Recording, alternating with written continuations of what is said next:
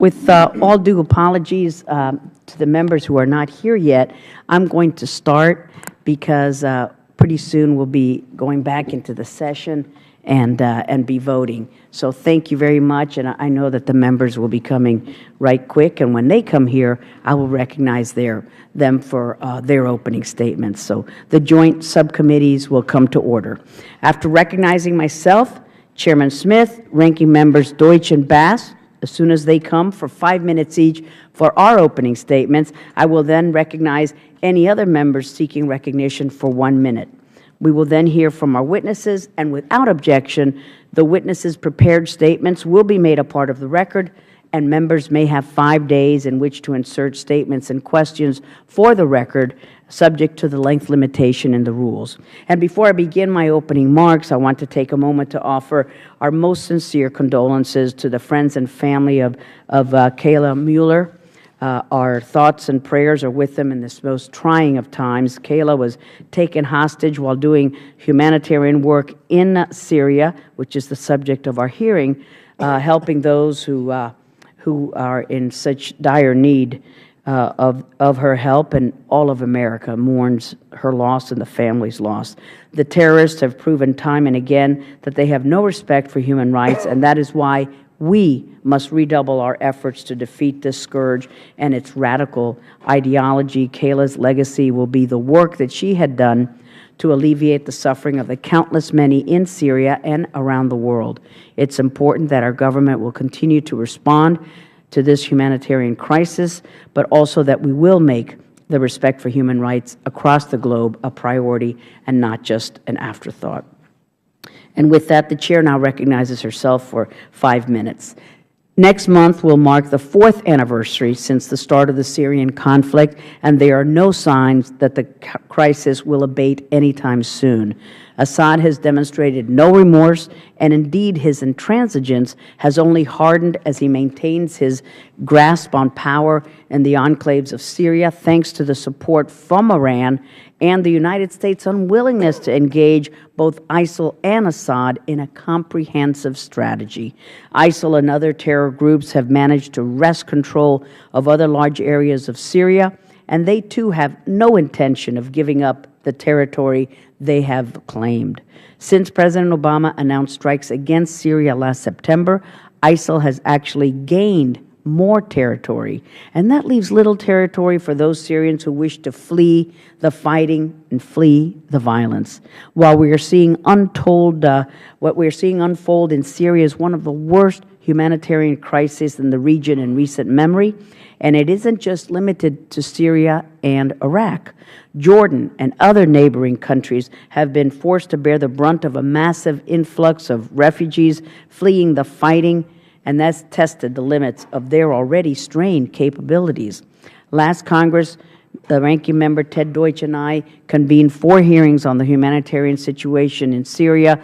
One, we were pleased to join with Congressman Smith and Congresswoman Bass Subcommittee in an effort to continue to shine a light on this aspect of the conflict that gets ignored. When we held our first subcommittee hearing on the situation in Syria, 80,000 Syrians had been killed and 1.5 million people have been displaced. Less than 2 years later, those numbers have swelled. Over 200,000 have been killed, more than 3 million have fled, and now more than half of Syria's population is in dire need of humanitarian assistance. The U.S. has been the largest provider of humanitarian assistance in response to the crisis, providing much-needed aid to Syria, to Iraq, to Jordan, and other countries that have been severely impacted by this crisis. We've spent over $3 billion since the start of the conflict, and the President's budget request released last week is seeking an additional $1.6 billion to address the humanitarian needs in Syria and in Iraq. And while some of this goes directly to the neighboring countries that host refugees and directly to the NGOs, the vast majority of our funding for Syria supports multilateral initiatives through the United Nations. I worry that some of the assistance we provide that goes through the UN and its implementing partners might get diverted to ISIL or other terrorist groups or the Assad regime, by force or through bribes in order to gain access to certain areas. While I understand there are some very real and dangerous obstacles in place to reaching the maximum amount of people, Americans are concerned over where this $5 billion are going, especially if most of it could be going through third and fourth parties, as evidence shows that it is. There have been reports that some of the humanitarian assistance is going through middlemen in Syria when the implementing partners can't get access to the locations that they are trying to reach. And more recently, food rations have been handed out by the World Food Program, and they're tagged with the Islamic State symbol. So there are some very real and pressing problems that need to be corrected. Congress and the administration, we have a responsibility to the American public to be good stewards of their tax dollars. So it is imperative that we find the right balance of efficiency and transparency.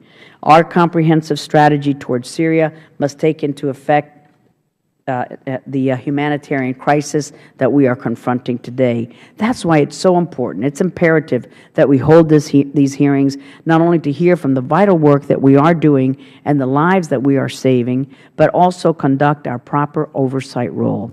It is also why I was joined this week by Ranking Member Deutsch, Mr. DeSantis, and Mr. Connolly in sending a request to the Government Accountability Office, GAO, requesting a report to ensure that our aid is reaching its intended recipients and to get a better understanding regarding our visibility into the large sums of money that we send through the UN. The Syrian humanitarian crisis is not a problem that is going away anytime soon, not until we defeat ISIL and Assad is removed from power, but the U.S. cannot afford to continue to provide billions indefinitely. It is imperative that we have confidence that what we are providing is not subject to waste, fraud, abuse, or diversion to terror groups so that we can continue playing a key role in responding to this crisis and maximize our effectiveness. And with that, I'm proud to yield to the ranking member of our subcommittee, Mr. Deutsch.